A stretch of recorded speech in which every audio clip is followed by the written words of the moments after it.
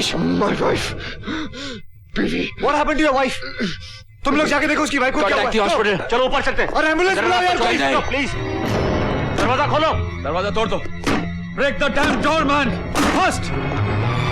Just move. तुम उधर जाओ, ओके, उस तरफ जाओ।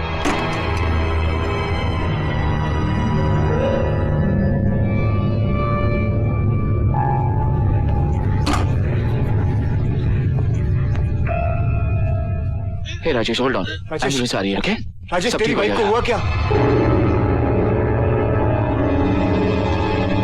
हाँ राजेश, हाँ। ओह गॉड। प्रेम, ये दुल्हन के कपड़े। पूरा कमरा छान मारा, कोई नहीं मिला। हमें फौरन पुलिस को खबर करना चाहिए। जब तुम लोग वहाँ कमरे में पहुंचे तो वहाँ पर तुम लोगों को कोई मिला? जी कोई नहीं मिला। उस लड़की से कहाँ शादी की थी राजेश ने? पता नहीं। उस लड़की का कोई अता पता? पता नहीं। इन कपड़ों से कातिल को पकड़ना नामुमकिन है।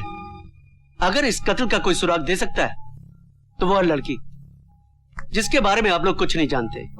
एक मिनट इंस्पेक्टर साहब, उस लड़की के फोटो मैंने रिसेप्शन में खींचे थे, जो मैं आपको लाके दिखा सकता हूँ। It's brilliant. जाओ पहले उस लड़की के फोटोग्राफ्स लेकर। I'll just get back to you.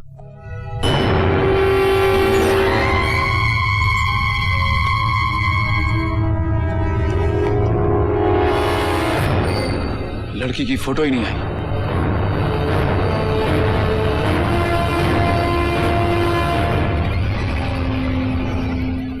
ये कैसे पॉसिबल है? वो कौन थी?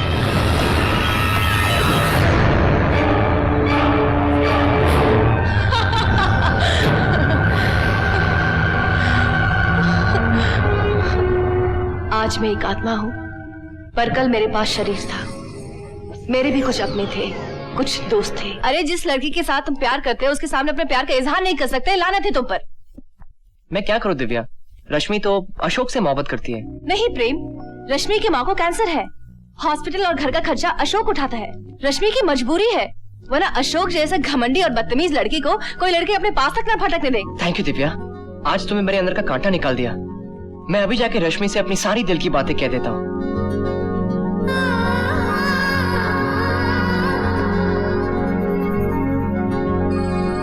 रश्मि, रश्मि, क्या है? मैं तुमसे कुछ कहना चाहता हूँ।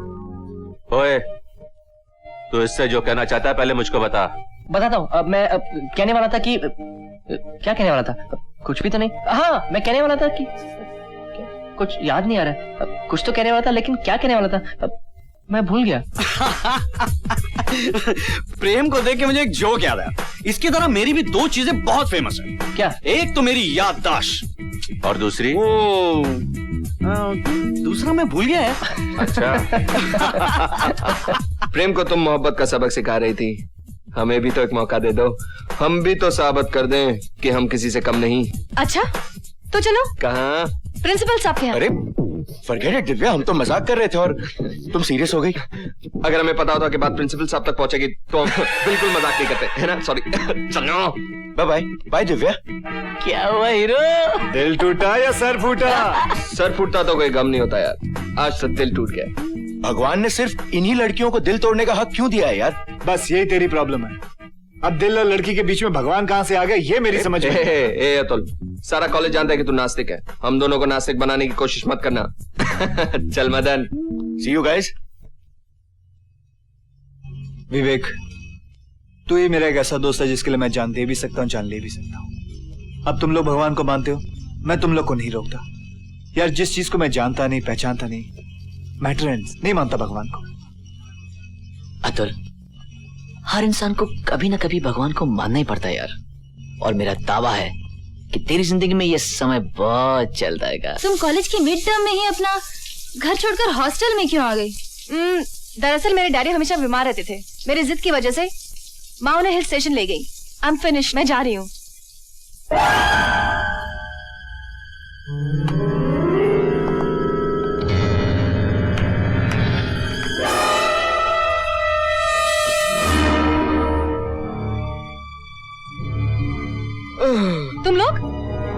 तुम लोग अंदर आए कैसे? खिड़की से।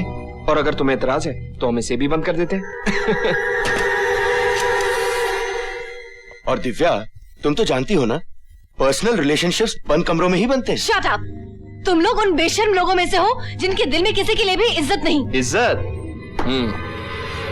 सबकी इज्जत करेंगे तो लूटेंगे किसकी?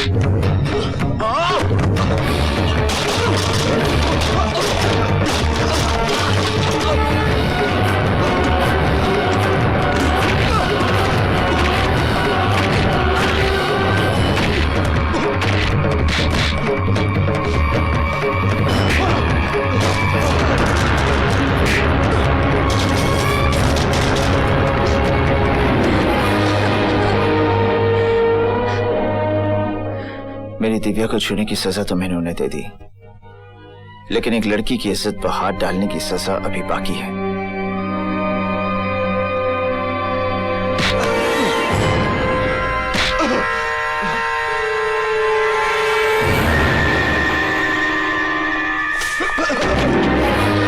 सर, ये जलील और घटिया हरकत करने वाले वो लड़के हैं जिन्हें स्टूडेंट्स कहते हुए शर्म से गर्दन झुक जाती है।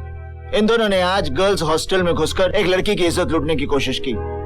अगर मैं इस कॉलेज का एक स्टूडेंट नहीं होता तो इन्हें पुलिस के हवाले कर देता, या इन्हें इतना मारता कि इनके घर वाले इन्हें पहचानने से इनकार कर देते। Throw them behind the bars. इनको पुलिस की हिरासत में दे दो। नहीं सर, आपने अपनी पूरी जिंदगी देकर इस कॉलेज की रेपुटेशन बनाई है। आप हम सबके आदर्श हैं। इन दोनों ने जो जलील हरकत की है उसकी सजा आप इन्हें देंगे। लानत है, मेरे कॉलेज के स्टूडेंट्स, नेवर। मैंने तुम दोनों को इस कॉलेज से रेस्टिकेट कर दिया, and I will see to it कि तुम दोनों को किसी भी कॉलेज में एडमिशन ना मिले। हमें माफ कर दीजिए सर, हमसे भूल हो गई। हमारा करियर स्पॉइल हो जाएगा सर। हम होश खो बैठे थे सर। सर, हम आपसे वादा करते हैं, जिंदगी में ऐसी भूल दोबारा नहीं करेंगे सर। हमारा विश्वास कीजिए, हमें माफ कर दीजिए सर। अगर दुनिया में तुम्हें कोई माफ कर सकता है तो वो है वो लड़की दिव्या। दिव्या, हमें पता है कि हम माफी के काबिल तो नहीं है, मगर इंसानियत के खातिर हम हाथ जोड़ते हैं। हमें माफ कर दो प्लीज। इंसान की पहली गलती तो भगवान भी माफ कर देता है। Please forgive us. Come on यार दिव्या, माफ कर दे, गलती किसी से भी हो सकती है। अगर ये हरकत इन लोगों ने प्रीति के साथ की होती तो तुम क्या करते? हाथ पैर तोड़ देता मैं, लेकिन फिलहाल तुमसे हाथ जोड़कर माफी मांग रहे यार, माफ कर दे। दिव्या, एक बात कहें, तुम्हारी जैसी खूबसूरत लड़की को देखकर मरे हुए आदमी का भी दिल धड़क उठे। फिर तो ये जीते जागते नौजवान है, इनका क्या हाल होगा? अरे तुम इसे मना रहे हो कि पटा रहे हो? अरे यार, बनाने के लिए ही पटा रहा हूँ। दिव्या प्लीज इन लोगों को माफ कर दो। दिव्या, चाहे तुम टॉस करवा लो या डेमोक्रेटिक तरीके से वोटिंग करवा लो, पर रिजल्ट सिर्फ एक ही होगा कि तुम्हें इन दोनों को माफ कर देना चाहिए। दिव्या, जहाँ सब लोग तुम्हें इतना मना रहे हैं वहाँ तुम्हें मान लेना चाहिए, वरना हम लोग सब समझेंगे कि तुम्हें अपनी खूबसूरती पर कुछ ज्यादा ही गुरूर है। कम ऑन प्लीज, माफ कर दो उन्हें। सुनो, मेरे पास एक सोल्यूशन है। मैं एक जोक सुनाता हूँ और अगर दिव्या ने मुस्कुरा दिया तो समझो तुमको माफी हो गई, ठीक है? तो एक बार क्या होता है कि एक पत्नी अपने पति से पूछती है कि पुराने जमाने में राजा महाराजाओं की 100 बीवियां हुआ करती, वो उनको खिलाते क्या थे? तो पति ने कहा, अरे उनके खाने की छोड़, 100 बीवियां रखने के लिए वो खुद क्या खाता था? लगता है इनको माफ हंस दिया